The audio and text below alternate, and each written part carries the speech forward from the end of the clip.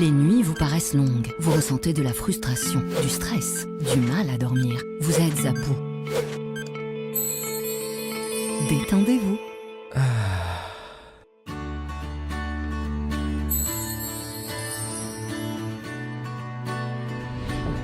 Réduction du temps d'endormissement, diminution des réveils nocturnes, relaxation. Une bonne nuit, ce n'est plus un rêve.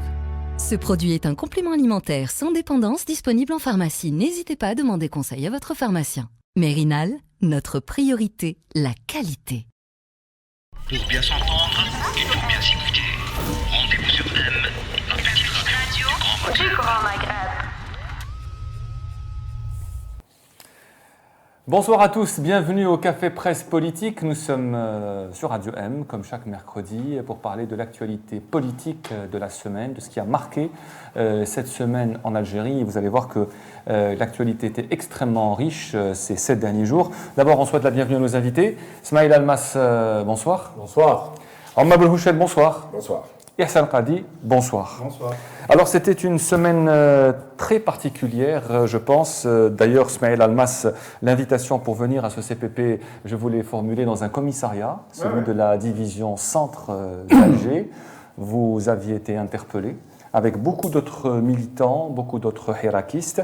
Est-ce que vous avez constaté que vendredi dernier, la donne politique a changé et que l'État, le régime, est déterminé aujourd'hui à stopper le Hirak? Eh bien, bonsoir tout le monde. Effectivement, j'avais constaté tout d'abord qu'il fallait passer par un commissariat de police pour participer à une émission télé avec Khalid Drani. Donc, je confirme que l'invitation a été... C'est là-bas où je me trouve c'est vrai, ces derniers temps. Oui, tu retrouves tes... Ouais. Mais ce qu'il y a, c'est qu'il est clair que le taux répressif a été confirmé le vendredi 117. On a vu qu'il y avait une répression terrible. Je crois que le pouvoir est passé à un niveau très élevé de répression et il a dépassé toutes les limites. J'avais constaté cela même avant.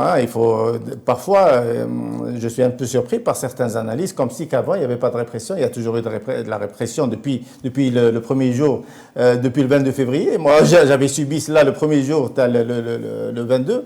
Maintenant, c'est vrai que c'était assez conjoncturel. Ça passait d'un niveau à un autre. Mais le vendredi 117, effectivement, il y avait beaucoup de répression. Mais ce qui m'a marqué surtout, c'était le lavage de cerveau qui a été fait sur les agents, les policiers, etc. Je crois qu'ils ont réussi à faire un matraquage, un lavage de cerveau au point où les policiers nous voient comme étant l'ennemi. Le Hirak, pour eux, c'est l'ennemi. C'est l'ennemi. J'ai été surpris par la réaction de nos policiers. Bon, c'est vrai que j'ai été ménagé par rapport à d'autres, mais ce qu'il y a, c'est qu'on a beaucoup discuté, surtout que j'avais passé un bon moment au niveau de Mahalma lors de mon interpellation. Vous avez été arrêté à Alger Centre. Oui, Alger on vous a envoyé à 30 km d'Alger, à Mahalma, puis on vous a ramené à la division Centre. Jusqu'à vers 17h30, on m'avait descendu vers Trollard. Et donc j'ai eu le temps de discuter avec pas mal de policiers, pas mal d'officiers, etc.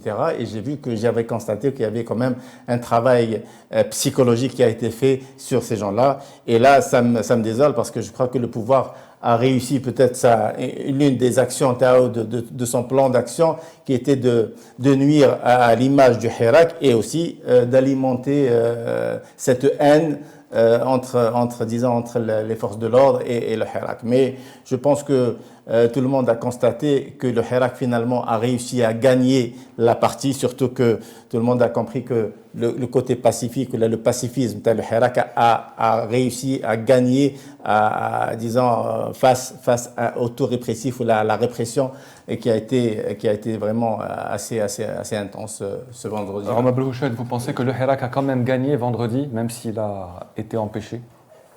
Il a gagné. Beaucoup d'Algériens étaient dans toutes les villes d'Algérie, étaient dans les rues malgré les menaces du ministère de l'Intérieur. Oui, absolument. Je pense que le Hirak est une donnée politique qui est irréversible dans notre pays. La répression n'aboutira pas. Les Algériens sont décidés à faire entendre leur voix. Ils sont décidés à peser dans le débat politique pour faire évoluer un peu la nature du système politique. Je pense que c'est une donnée avec laquelle le pouvoir, au lieu de s'acharner à réprimer de cette manière les citoyens, le pouvoir devrait plutôt, de mon point de vue, écouter la société algérienne, écouter les Algériens, ce qu'ils disent actuellement sur l'état du pays, sur l'état de la politique. J'aimerais enchaîner, si tu permets, sur la brutalité policière à l'égard des journalistes. Je suis profondément scandalisé par la manière avec laquelle les policiers se sont comportés avec les journalistes. Les journalistes algériens font leur travail. Ils ne sont pas les initiateurs du Hirak. Ce ne sont pas des acteurs politiques. Ils arrivent tous les vendredis à Alger, à Oran, Constantine, un peu partout dans le pays, avec des ordres de mission, couvrir un peu les événements. Et cette brutalité me choque. Elle me choque totalement, vraiment. Est-ce que c'est du fait des responsables de la police que de dicter aux jeunes policiers cette brutalité, cette manière de faire, ou est-ce que ça vient d'un peu plus haut? Est-ce que c'est un niveau politique? De toutes les manières, c'est une façon de faire qui est anormale et c'est vraiment décevant. Cette semaine est marquée du point de vue du journalisme par cet acharnement à l'égard de Radio M. Je suis bouleversé par cette manière de faire. Qadi Hussein a été interpellé à plusieurs reprises par la gendarmerie, alors qu'une simple convocation par voie postale ou par téléphone, etc., il pouvait se présenter. Pourquoi la gendarmerie à chaque fois? Pour lui dire de se présenter devant le juge d'instruction d'Alger Centre. Cette volonté, cet acharnement à l'égard de cette radio qui fait un travail strictement professionnel, c'est une radio qui est ouverte à l'ensemble des sensibilités, qui favorise un débat intelligent, un débat libre, un débat sur l'ensemble des questions qui bouleversent un peu la vie politique, économique du pays. Cet acharnement pose problème. Est-ce qu'il y a une volonté aujourd'hui de l'autorité politique d'en finir avec les quelques espaces d'expression qui existent encore dans notre pays? Je me pose la question. Si c'est le cas, c'est difficile d'accepter une telle position de l'autorité politique. Est-ce qu'il y a une volonté d'aller vers un autoritarisme beaucoup plus dur, c'est-à-dire l'instauration à la limite d'une dictature? D'un côté, on bastonne des journalistes qui font uniquement leur travail. Ce ne sont pas eux qui appellent au Hirak. Et puis de l'autre côté, une radio connue pour sa liberté de temps, pour la qualité de ses débats, etc., on s'acharne à vouloir la casser, à vouloir... L'autre élément qui m'inquiète concernant Radio M, c'est Nabil. Nabil Merrah, qui est un des, je dirais pas sponsor, mais un de ceux qui, je l'ai un peu connu, c'est un entrepreneur brillant, c'est un jeune entrepreneur brillant. Il a réussi dans le médicament, il a installé une industrie de la pharmacie, il a mis beaucoup d'argent, ce qu'il a gagné au fur et à mesure, il l'a réinvesti, il a... avec d'autres entrepreneurs dans l'industrie pharmaceutique, ils ont réussi aujourd'hui à installer une véritable industrie du médicament dans notre pays. C'est l'un des rares secteurs où la production nationale, pratiquement, arrive à satisfaire 50% des besoins nationaux. C'est considérable. Donc il y a cette industrie naissante de l'industrie pharmaceutique et permet à l'Algérie de ne plus importer massivement de médicaments. Et voilà, ce monsieur, parce qu'il tout simplement, il donne un coup de main financier, il est membre du conseil d'administration et aujourd'hui en prison. Alors, je suis interpellé personnellement sur cette question. On nous dit depuis quelques semaines, depuis quelques mois, on nous dit que des journaux algériens, des ONG, etc. algériennes reçoivent des financements de l'étranger. Bon, reste à voir, etc., etc. Voilà un Algérien qui se propose de financer un organe de presse algérien, etc., et puis on le met en prison. On nous dit qu'il ne faut pas accepter de financement de l'étranger, et lorsqu'un Algérien, un entrepreneur qui a réussi dans le business, met la main à la poche, finance en partie les besoins de cette radio, il est mis en prison.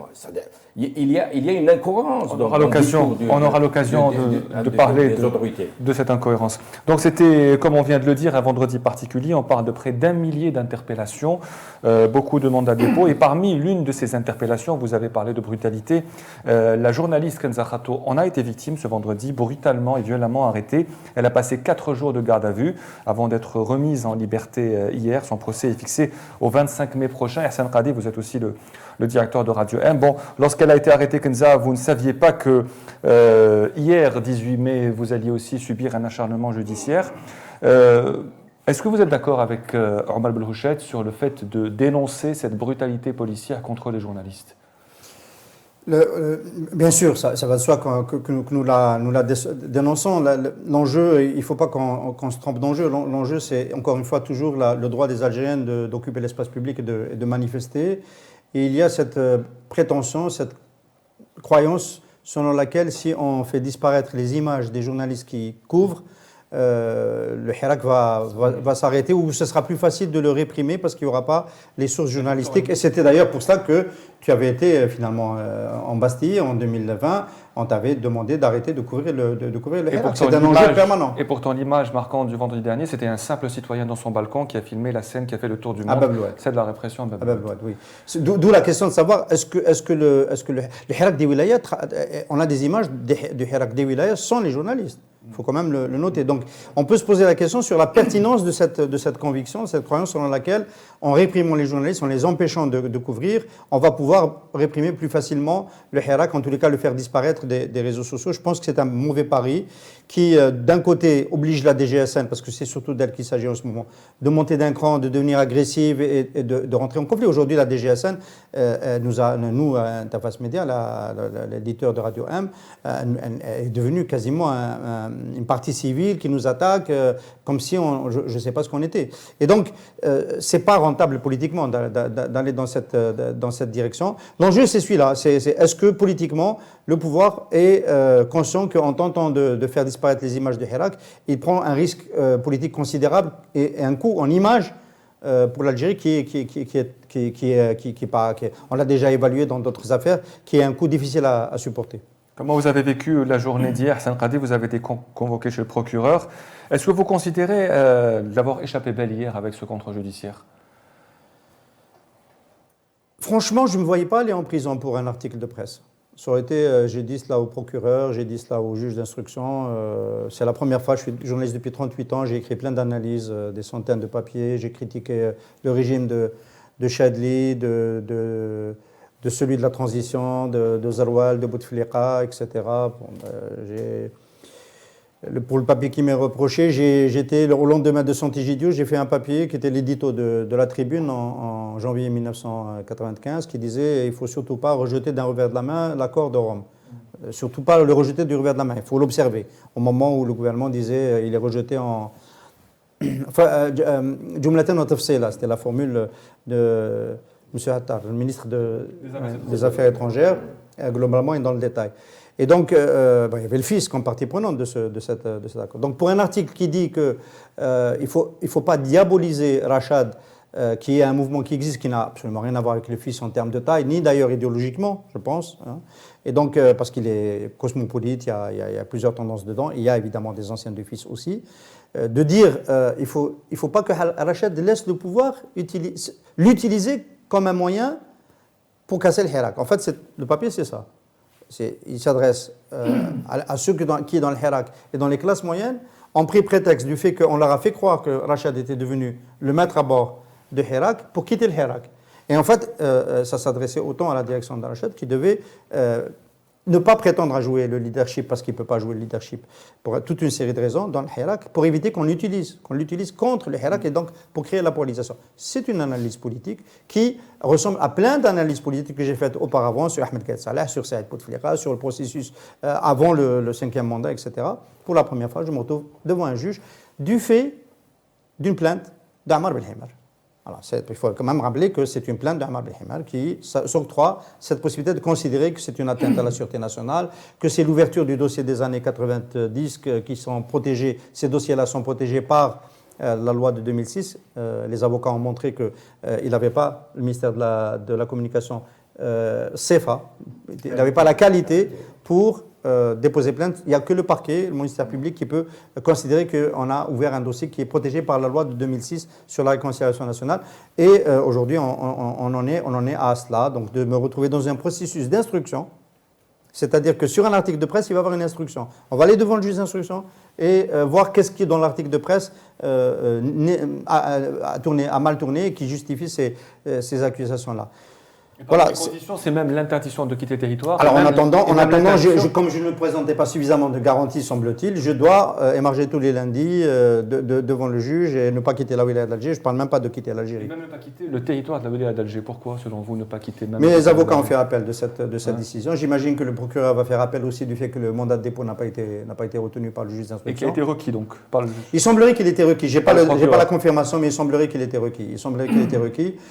Sur une affaire où, quand on était devant le procureur, on était un peu sur un même pied d'égalité, le plaignant et moi, et le procureur nous demandait à chacun de dire son point de vue sur la plainte. Moi, j'avais pas beaucoup de choses. Représenté par qui, le plaignant? Je pense pas j'allais dire un officier du ministère de la Communication, un cadre du ministère de la Communication, voilà, qui n'était même pas assisté par un avocat. Qui était à vos côtés, donc? Oui, qui a lu l'acte d'accusation. En fait, la plainte, c'est un acte d'accusation qui a été repris. La première fois, le 23 mars, quand j'étais la première fois auditionné, ça n'a pas été écouté par le procureur. Donc l'affaire, on m'a dit, on vous rappellera si on a besoin de vous. On a pris mon numéro de téléphone. Mais cette fois-ci, le procureur en a pris acte et il a transformé ça en accusations qui m'ont été dictées par le juge d'instruction. On a souvent posé la question, mais après ce qui s'est passé vendredi, je pense qu'il faudrait la poser, c'est qui mène cette nouvelle vague de répression, Smaïl Almas? Déjà, il faudrait se poser la question. Avec les nouvelles déclarations aujourd'hui très importantes du chef d'état-major. Moi, je reviendrai déjà sur cette férocité, cette répression qui semblerait dictée ou structurée par une nouvelle équipe à la tête de cette nouvelle politique de gestion le Hirak. Et d'ailleurs, on a eu un nouveau DG des GSN qui a été installé depuis quelque temps et il semble qu'il y a une nouvelle équipe qui gère le côté les manifestations et le Hirak. Mais la répression, je crois que montre bien que le régime est déterminé à faire passer sa feuille de route, notamment sa feuille de route électorale. Je pense que tout le monde a compris que le régime insiste sur le volet ADA et il est prêt à aller très loin pour faire passer le rendez-vous électoral. Mais en même temps, il a peur du Hirak parce qu'il y a une autre donne qui est rentrée en jeu, c'est cette colère, tu as le Front social qui monte. On a vu les grèves, tu as la protection civile, tu as les instituteurs, tu as les postiers, les retraités, tu as l'armée, les médecins. Donc il y a un mouvement de colère qui est en train de... Le NIS, voilà. Donc, les impôts. Tu as les impôts, oui. Donc il y a un mouvement de colère très grave qui est monté à Agda les derniers temps et je suppose que le pouvoir n'a pas intérêt à ce qu'il y ait un croisement entre la colère AD et le Hirak. Donc il est en train de tout faire pour casser le point d'intersection qui pourrait à tout moment se faire, disons. Et il y a aussi une autre lecture. Moi, je pense que la répression, au niveau élevé de répression, aussi est dictée par autre chose. Moi, j'ai l'impression qu'il y a une guerre de clans. Il y a une guerre de clans au sommet de ce pouvoir. Il y a des gens qui insistent pour faire passer la feuille de route électorale tracée par l'ancien chef d'état-major, élection présidentielle, référendum, la Constitution et les législatives. C'est la feuille de route héritée par l'ancien chef d'état-major. Et il y a la nouvelle feuille de route, je suppose, qui a été élaborée par l'équipe qui est venue après la mort du chef d'état-major et le limogeage de l'ancienne équipe pratiquement. Il y a une bonne partie de l'équipe, le feu Gaël Salah qui a été limogé. Donc il y a une nouvelle équipe aussi qui joue, qui représente un clan opposé au clan. T'as l'ancien chef d'état-major orchestré ou dirigé ou identifié à travers par Tebboune, Monsieur Tebboune. Ce qui fait que là, on sent que il y a une guerre de clans, chacun veut passer sa feuille de route, c'est ce qui explique aussi de la répression, le niveau élevé de répression. C'est deux feuilles différentes. Oui, c'est deux feuilles différentes parce qu'on a l'impression que la première feuille de route, elle est classique, c'est les élections législatives, aller vers l'élection législative, sortir avec une assemblée un peu colorée, explosée, etc., sans une véritable majorité apparente, mais on sait qu'une fois installés, les élus seront domestiqués automatiquement par le pouvoir. Donc, on ne fait pas attention à cela. Donc, il va y avoir une assemblée générale nouvelle, émietée, éclatée, où il y aura peut-être de nouvelles têtes au niveau du gouvernement qui va sortir de la nouvelle coloration politique de l'Assemblée nationale. Mais l'autre feuille de route ne veut pas de ce scénario déjà connu, imposer des élections sans pouvoir mobiliser le peuple n'a aucun sens. L'une des conditions de réussite d'une élection, c'est la mobilisation de la population autour de ce projet. Mais là, tout le monde est contre. Même les principaux partis d'opposition sont contre les élections. Et en même temps, il y a une bastonnade. On est en train de taper sur tout le monde, sur la protection sociale, civile, sur les citoyens, sur les étudiants, sur les enseignants, sur les médecins. Qui va voter? Sur les journalistes. Sur les journalistes. Que je salue et je déplore d'ailleurs ce qui leur est arrivé. Donc, finalement, qui va voter? Eh, ça, on a tabassé tout le monde. Le commissariat, moi qui n'ai jamais rentré le commissariat. Donc, avec qui ils vont travailler ces gens-là? Ce qui fait que la deuxième feuille de route, elle consiste à annuler, à reporter les élections, essayer de travailler, au lieu de se rapprocher un peu du Hirak, dégager peut-être un groupe de Hirak avec qui il pourrait négocier ou là et mettre en place une feuille de route pour aller vers des élections un peu plus légitimes qui pourraient éventuellement mobiliser un peu à la population pour aller vers un semblant de constitution, d'institution plus ou moins légitime pour essayer de sortir un peu de cette crise politique. Donc, j'ai l'impression que Belek, peut-être, Ben Chab, si vous êtes d'accord, je suis un peu, je sais pas, mais il y a plein d'éléments qui nous disent qu'il y a une guerre de clans. Et d'ailleurs, on va s'attendre au limogeage de pas mal de personnalités politiques. Après celui de Karim Younes. Entre autres. Donc, il va y avoir, Belek, ça va être un indice qui nous rapprocherait un peu de cette hypothèse. Voilà, Bouchette, juste pour M. Lalmaz dit qu'il y a deux feuilles de route différentes, l'armée et la présidence. Mais quand on lit les déclarations du chef d'état-major aujourd'hui, qui met en garde les aventuriers qui veulent porter atteinte à l'unité de l'Algérie, est-ce que cette forme de déclaration ne montre pas que la présidence et l'armée sont sur la même longueur d'onde? Probablement, mais on parle de qui, les aventuriers? Est-ce qu'ils ont été définis? Je n'ai pas eu le temps de lire la déclaration, elle vient de tomber. Mais je crois qu'au-delà de l'unité qu'il y a au sommet de l'État, absolument, entre l'armée et la présidence, il peut y avoir aussi des points de vue différents. Monsieur Lalmaz vient de le définir. Limogeage de Karim Younes me paraît un peu significatif de cette crise au sein du sommet de l'État sur la manière aujourd'hui de gérer ce pays, de gérer le Hirak, de gérer les conflits sociaux et de gérer aussi l'avenir du pays. Nous savons tous, l'opinion le sait, c'est qu'il n'y a plus d'argent dans les caisses. Il n'y a pas d'argent dans les caisses. Nous avons, je parle sous votre contrôle, il y a 45 milliards de dollars de réserves. Nous avons eu des rentrées 2020 à peine 23 milliards de dollars. Nous importons pour 10 milliards de dollars de produits alimentaires. 10 milliards de dollars, c'est du chiffre officiel. Le déficit de la balance qui est important, oui. Le déficit de la balance est très important. 10 milliards. Tout à fait. Alimentaire seulement. Total, alimentaire, 10 milliards de dollars sur des rentrées annuelles 2020 de 23 milliards. Vous imaginez, nous avions des rentrées en 2014, 2013, autour de 80 milliards de dollars. Voilà, la baisse du prix du pétrole est passée par là. Alors, que faire? Que faire? Nous avons il y a visiblement, et ça s'est matérialisé vendredi dernier, une partie du pouvoir qui veut passer en force, c'est-à-dire imposer les élections législatives, même avec un taux de participation, tu en parlais tout à l'heure, très faible, etc. Maintenir la feuille de route de Gaïd Salah. Et probablement, hein, tu viens d'en parler, probablement, il y a d'autres. Karim Younes disait toutes ces dernières semaines, ça ne peut pas continuer comme ça. Je ne suis pas en train de le blanchir. Il a joué un rôle considérable dans la tentative de normalisation de la vie politique, c'est clair. Il était coordinateur de l'instance de dialogue, etc., à l'époque de Gaïd Salah, etc. Bon, il a probablement pris conscience avec les décideurs qui l'avaient nommé, que le passage en force dans la société algérienne, ça ne donne rien.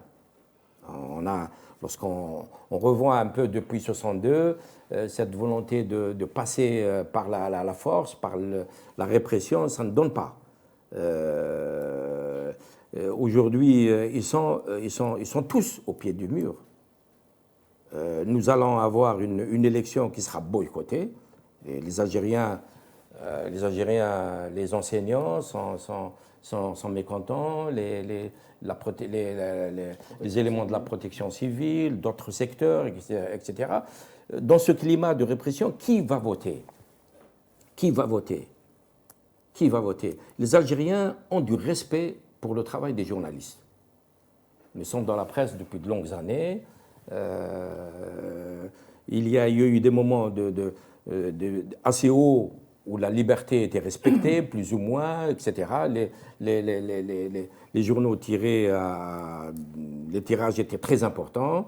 Nous sommes au creux de la vague et les commentaires des Algériens globalement sont des commentaires de personnes désabusées. C'est-à-dire que pourquoi on s'attaque à la presse alors que la presse est une partie importante de la construction de la démocratie. Ça aussi. Pourquoi on s'attaque au peuple carrément? Parce que absolument, tout le monde est touché. Donc, nous sommes dans une période où il va y avoir beaucoup de flottement, et on ne sait pas quelle est la ligne qui va finir par l'emporter. Ce qui me semble important, c'est que les Algériens, au-delà du discours des officiels, au-delà de la volonté de diaboliser les uns et les autres, les Algériens aujourd'hui veulent autre chose. Ils veulent d'abord, face à la crise sociale, on n'en parle pas beaucoup, cher ami, mais depuis la baisse du prix du pétrole, c'est-à-dire 2014, ensuite avec l'année blanche économique 2019, la baisse considérable du prix du pétrole en 2020, le secteur privé dans notre pays a été totalement abandonné. Totalement. Il y a beaucoup d'entreprises dont le chiffre d'affaires a baissé de près de 70 à 80%. Les employés sont rentrés chez eux, il n'y a aucune indemnité. Les entreprises n'ont pas été, à peine quelques artifices en matière d'impôts, en matière de CNAS, de retard de paiement, tout simplement. Mais il n'y a pas eu d'injection, comme ça a été fait dans beaucoup de pays, d'injection d'argent de manière assez massive, pour maintenir l'outil de production du secteur privé. Les marges ont beaucoup... Et donc, le rang des mécontents, le rang de ceux qui ne sont pas satisfaits de cette politique, de ces démarches, est énorme. Je te prends une minute. La question des vaccins. Mais tout le monde se pose des questions, là, les vaccins. Est-ce qu'on doit aussi, tous les journalistes dans beaucoup d'organes, que ce soit les sites ou papier, ou les télés sont totalement fermées au débat contradictoire. Est-ce que les journalistes qui disent que le gouvernement a failli en matière d'importation de vaccins doivent être poursuivis en justice? C'est une donnée, la question sanitaire, la sécurité sanitaire des Algériens est une donnée très importante. Nous avons à peine importé... alors que la crise s'est déclarée il y a très longtemps, nous avons à peine importé 1 2 millions de doses pour 44 millions d'habitants. Je ne veux pas citer, je sais que c'est des... Parce qu'on parle du Maroc, le Maroc a importé pour 9 millions de doses. Il n'a pas nos réserves financières. La Tunisie qui est en situation financière chaotique, ce n'est pas moi qui le dis, ce sont les responsables tunisiens qui le disent, a importé pratiquement la même quantité de vaccins que nous. C'est de l'incompétence, c'est tout au moins de l'incompétence. Je ne dirais pas plus. Alors, je replace ce débat dans le contexte de la répression des journalistes. Est-ce que les journalistes qui parlent du fait que le gouvernement n'a pas réussi à importer les vaccins qu'il faut pour assurer la sécurité des Algériens doivent être poursuivis en justice? Je me pose la question. Comme ceux qui n'avaient pas le droit de parler d'actualité sécuritaire à la fin des années 90, c'était la même chose. Yassine Qadi, je peux parler des deux tendances, je n'ai pas donné mon point de vue. Oui, avant de parler des prochaines élections. Et softliner. Oui, avant de parler des prochaines élections, Omar Belhouchet a parlé d'une nouvelle ligne qui se dévoile. Est-ce que c'est la ligne du durcissement qui a été choisie finalement? Moi, je pense qu'il faut méthodologiquement faire le préliminaire suivant, énoncer le préliminaire suivant. Il y a stratégiquement un processus de contre-révolution qui a été déclenché le 26 mars 2019 à la 4e région militaire par Ahmed Gayed Saleh. Quand il a demandé le départ de son protecteur, Abdelaziz Bouteflika, application de l'article 120. C'est un processus qui visait à s'approprier la victoire populaire. C'est-à-dire que c'est l'armée qui a débarrassé Bouteflika. Alors, sur cette feuille de route, en fait, je pense qu'il y a un consensus global. Pour arrêter de faire une opposition entre la présidence et l'armée, le consensus global, c'est que le pouvoir de l'armée, consolidé le 19 juin 1965 par le coup d'État, ne doit pas échapper à l'armée, doit continuer à être entre les mains de l'armée, selon des formules, donc la vitrine pour les fils civils, etc. Mais ça doit rester comme ça. Et c'est pour cela que Ahmed Gayed Saleh s'est démené durant toute l'année 2019 et qu'il a payé de sa vie en s'épuisant à circuler en Algérie et à faire peur aux Algériens. Il était hors de question que ce soit le général, le chef de l'armée qui allait restituer le pouvoir aux civils. Pour lui, c'était une sorte de défaite militaire qu'il refusait de subir.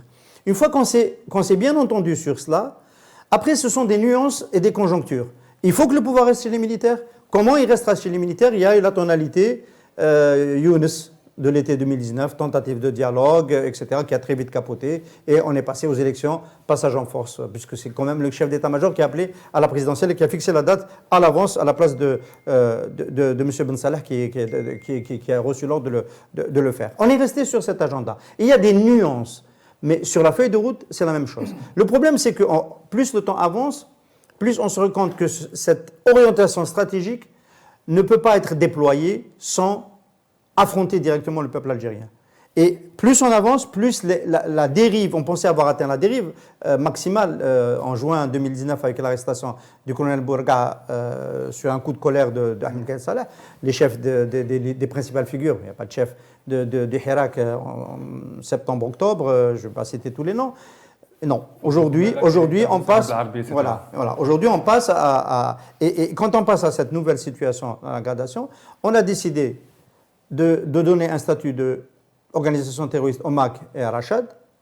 On se demande pourquoi, ce ne sont pas des organismes terroristes, je me permets de le répéter ici. Les organisations terroristes, ce sont celles qui ont des pratiques de terrorisme, qui appellent à prendre les armes et à faire des actes terroristes. Ce n'est pas le cas du MAC, le MAC se situe même pas dans le Hirak, et ce n'est pas le cas de Rachad, ce qui me permet de dire que Rachad aurait pu faire partie de la solution sous certaines conditions.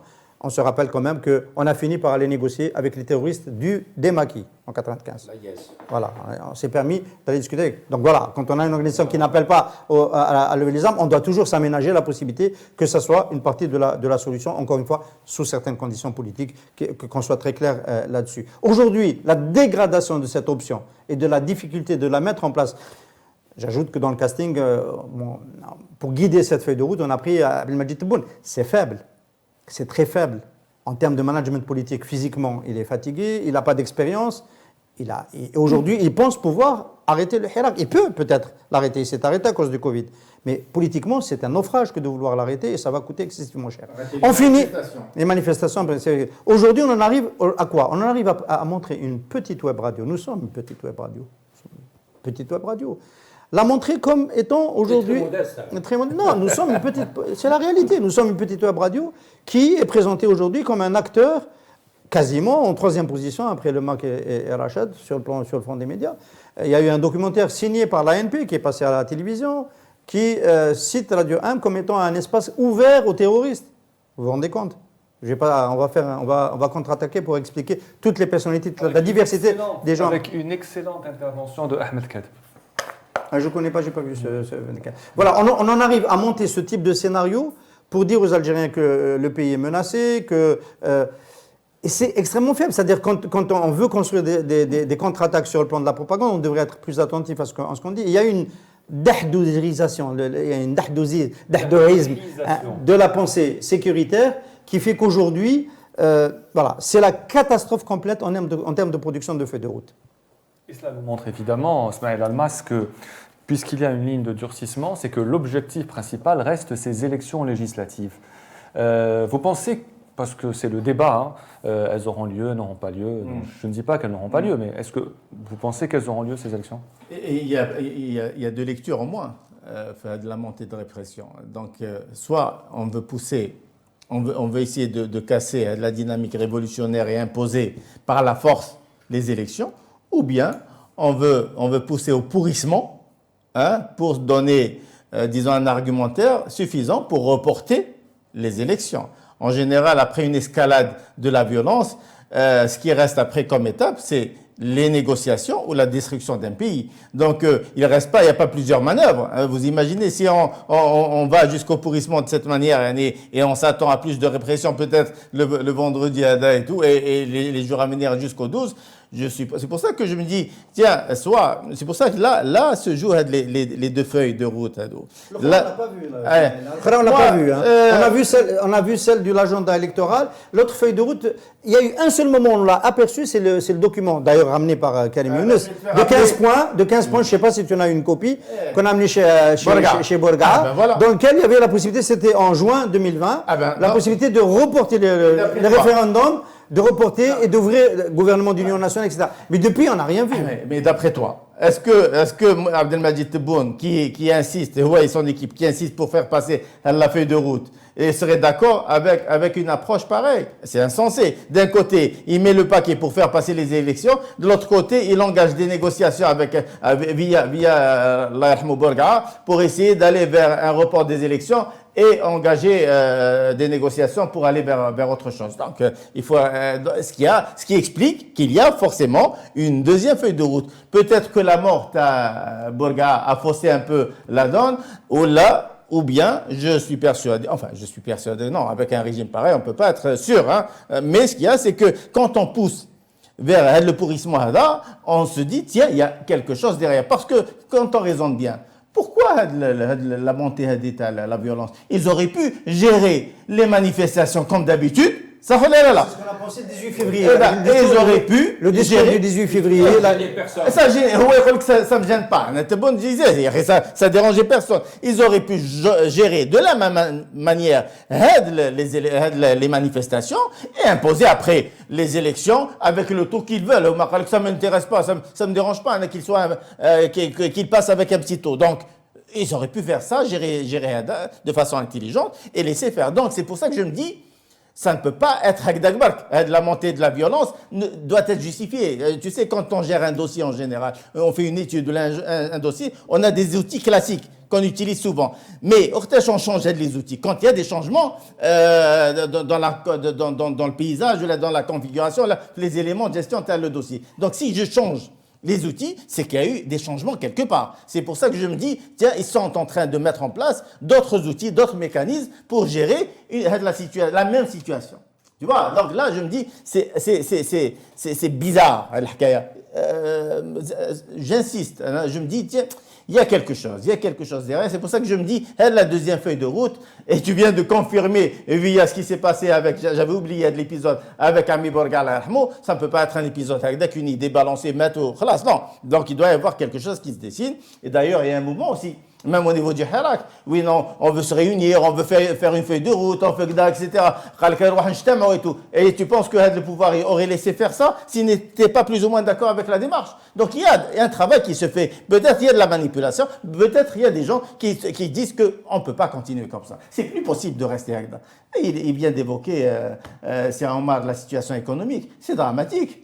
C'est la pauvreté, maintenant on parle de pauvreté, on parle de pauvreté avec des degrés très graves. Mais après, cinéma, on ne sait pas comment aider les gens, on ne peut pas aider tout le monde. Et quel état? C'est une situation dramatique. L'avenir du pays est incertain. On n'aura pas de quoi importer. On dépend de l'extérieur. Le droit, c'est l'importation. Le blé, c'est l'importation. L'aliment de bétail, c'est l'importation. Le bétail, c'est l'importation. La nourriture, c'est l'importation. Tout est importé. Il n'y a plus d'argent. Les prix du pétrole ne justifient pas la situation. Il n'y a pas que le prix. Même les quantités produites ont diminué considérablement. Avec quoi on n'a rien préparé. Et pour préparer l'après-pétrole, pour préparer la diversification d'une économie, il faut mettre un modèle, il faut du temps pour aller vers des résultats concrets, etc. Mais un autre problème qui s'installe dans la dimension crise, c'est le fait qu'on soit infréquentable aujourd'hui. L'Algérie est isolée du monde. Avec 200 pays, il y a un seul président qui appelle le nôtre. Il n'y a que Macron. Il n'y a plus personne qui nous écoute. Il n'y a plus personne qui nous appelle. Ce qui fait qu'on est isolé. L'image de l'Algérie est ternie. Elle a été salie par les scandales qu'on a eu depuis 2019. Le cocaïne, les lingots d'or, la corruption sous toutes ses formes. Tout ça, tu crois que... Donc là, maintenant, ce que j'ai dit à Al-Jama'a, c'est indispensable d'aller vers un changement de régime qui a été derrière l'image ternie pour essayer de rendre l'Algérie fréquentable. Donc le départ, tu as le régime Hada. C'est indispensable pour l'avenir du pays. Ce n'est plus un truc, non, c'est beaucoup plus grave que cela. Pour essayer de redorer l'image de l'Algérie. Donc, les Amichek, je peux être bon, etc. Ça, c'est une erreur, moi je leur dis, Léa Ishouf, c'est une erreur. Le changement, le régime aujourd'hui, c'est indispensable pour l'avenir du pays. Vous en pensez quoi? Tout à fait logique. Parce qu'on ne parle pas assez d'économie, c'est comme si le régime voulait faire l'impasse sur la séquence économique en disant en fait que tout va bien. C'est faux. Non, pas du tout. Il vient citer le Qatar, les vaccins. Non, les chiffres sont là, les données sont là. Il augmente d'ici la fin de l'année. Est-ce que ça peut s'arranger? Extrêmement difficile. Je me permettrai de dire qu'elle est... par rapport à 86 où le prix, vous vous souvenez, le prix de pétrole avait baissé, est arrivé à $6. Je pense que la situation économique est encore plus difficile que cette époque. Parce que les besoins de l'Algérie, des Algériens, les besoins, etc., sont devenus énormes. 86, les besoins étaient à l'époque, dans une discussion avec Simoulou Hamrouj, il m'avait évalué une fois les besoins de l'époque à 10 milliards. On était 25 millions d'habitants. Oui, absolument. Maintenant, ça dépasse les besoins, sont énormes. C'est énorme. Donc, cette répression n'arrange pas. C'est une mauvaise bonne. Je dis, on ne peut même pas licencier. Oui, absolument. C'est la démographie, ça se voit. Oui, absolument. La répression ne règle pas les problèmes de fond du pays. Ne règle pas les problèmes du fond. Il faut de l'apaisement. On a besoin d'apaisement. Le métier auquel j'ai consacré toute ma vie, le journalisme, les autorités doivent respecter le travail des journalistes. Ne pas créer les conditions pour que les journaux aient de l'argent, parce que tout le monde est sous pression actuellement, les sites sont bloqués, Radio M harcelée, etc. La presse écrite, certains journaux n'ont pas de publicité, etc. On ne demande pas la lune, mais le respect du travail des journalistes. Les policiers ne doivent plus bastonner les journalistes de cette manière. Moi, je suis ulcéré, je suis là aujourd'hui pour ça. Je suis là pour ça. Arrêtons de bastonner les journalistes. Mais bien sûr, je suis contre toutes les interpellations, bien entendu, etc. Mais en tant que citoyen qui a consacré 40 ans, ou même plus de sa vie à exercer ce métier, je dis stop. Il faut arrêter de bastonner les journalistes. Ce ne sont pas la cause, ils ne sont pas la cause de ce qui se passe dans notre pays. S'il y a eu de la mauvaise gestion, le pétrole a baissé, s'il y a le Hirak, s'il y a eu entêtement du système politique du régime pour imposer à notre pays un homme grabataire, malade, etc., c'est pas la faute des journalistes. Au contraire, les journalistes, toutes ces dernières années, il n'a pas que je parle de ça, et des groupes de journalistes, des journaux étaient déjà contre le 4e mandat. Déjà contre le 4e mandat. On a pris sur nous. Je ne parle pas de la Radio 1, ou la Louatan, ou la Khabar, ou la Liberté, ou le Quotidien d'Oran, qui est interdit de publicité d'ailleurs depuis de longues années, le Quotidien d'Oran. Tellement affaibli, il y a tellement de choses à dire sur la presse.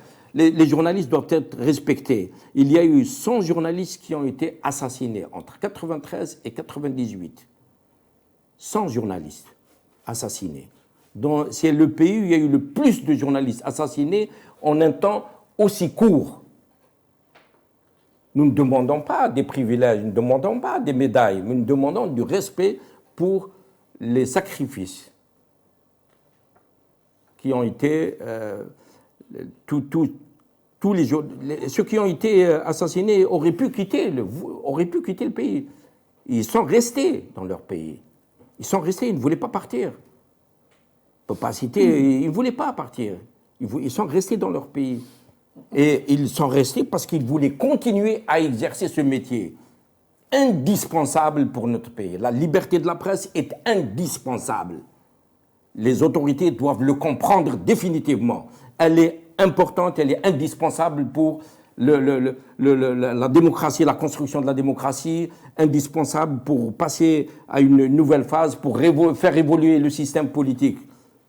Elle est indispensable. C'est pour ça que les responsables politiques, les policiers, je m'adresse aux policiers, si vous permettez, aujourd'hui, arrêtez de vous comporter de cette manière avec les journalistes qui sont sur le terrain. Ils sont en mission, ils font leur travail. Certains peuvent avoir des avis totalement différents des autres, etc. Mais les journalistes doivent être respectés. Salradeh, vous vouliez intervenir? Juste sur la séquence politique, il y a des interrogations sur est-ce qu'il y a une autre feuille de route, etc. On ne le sait pas beaucoup. Moi, je reste prudent sur l'existence d'une autre feuille de route. Par contre, là où je suis interpellé, c'est en fait dans l'organisation des séquences et de leur enchaînement.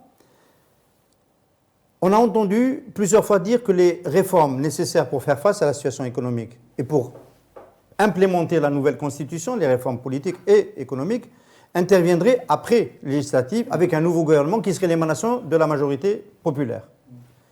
Et la question que je me pose, c'est qu'en abandonnant, on va dire, l'esquisse d'un apaisement de 18-20 février avec la libération des détenus, Abdelmadjid Tebboune est en train de créer un climat sur lequel je me pose des questions pour le prochain gouvernement. C'est-à-dire quel est le chantier, l'agenda que va trouver devant lui ce gouvernement quand il va arriver. Il va trouver des centaines de prisonniers politiques, il va trouver peut-être une partie, on ne le souhaite évidemment pas, de Hirak qui pourrait basculer dans la violence. On appelle toujours à la Silmiya et j'espère que ça restera dans la Silmiya.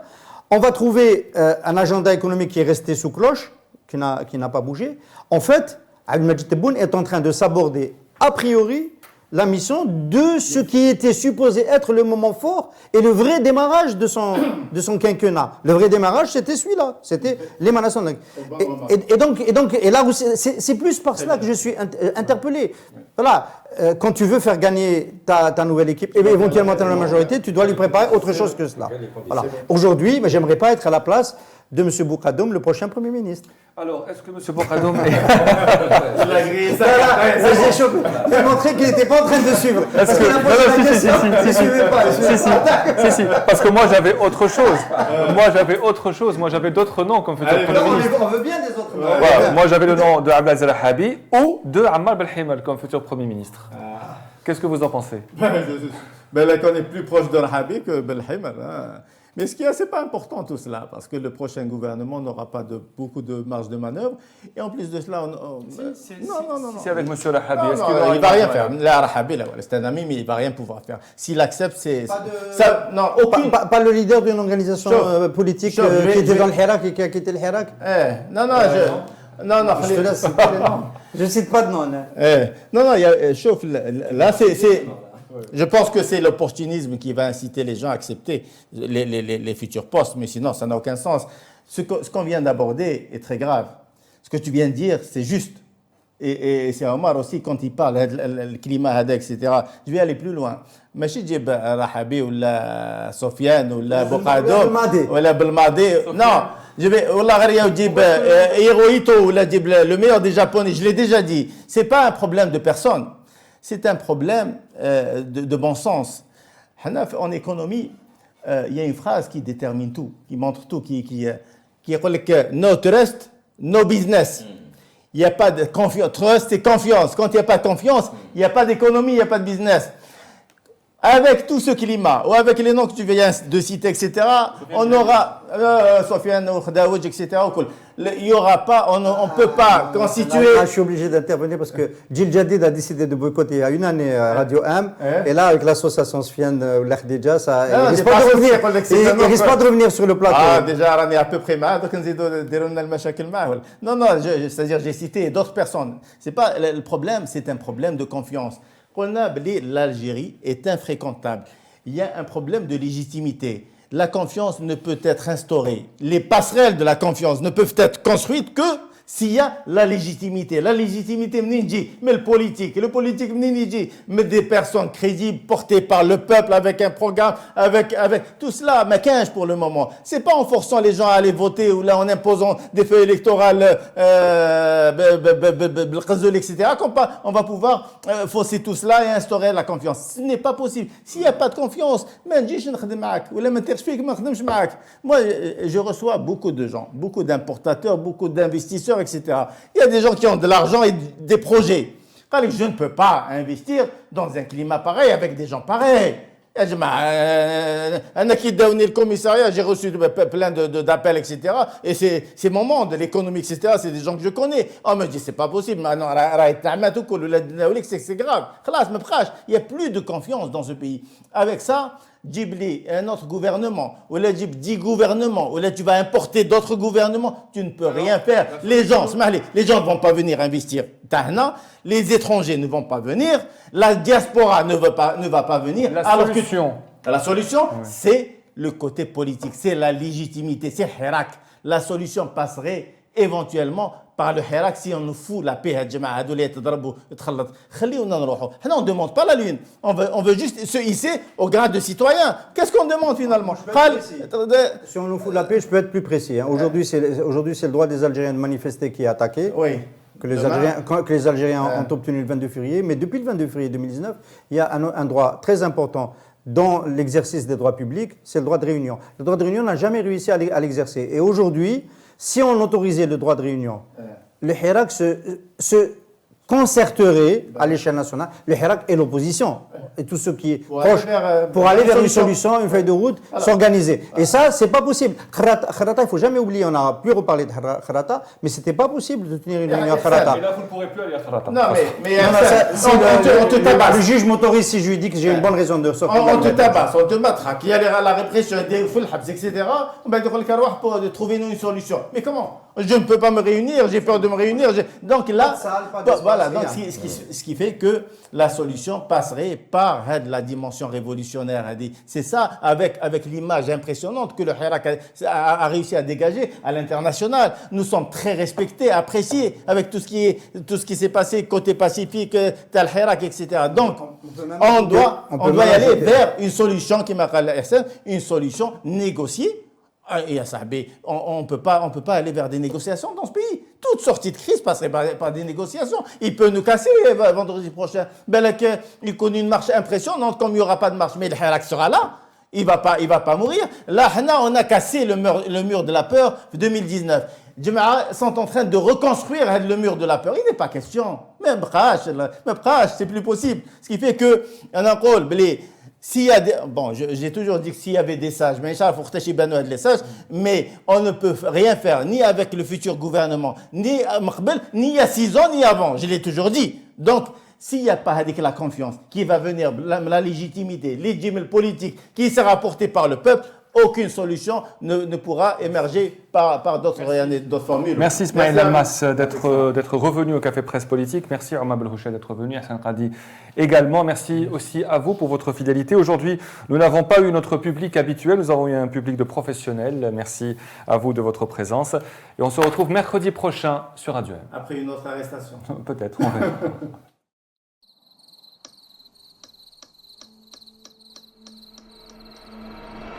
Les nuits vous paraissent longues, vous ressentez de la frustration, du stress, du mal à dormir, vous êtes à bout.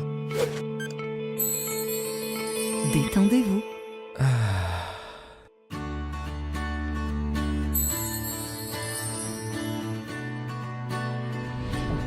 Réduction du temps d'endormissement, diminution des réveils nocturnes, relaxation. Une bonne nuit, ce n'est plus un rêve.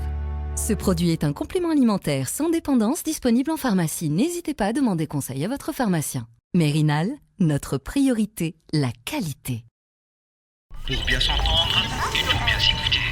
Rendez-vous sur M, la petite radio du Grand Matin.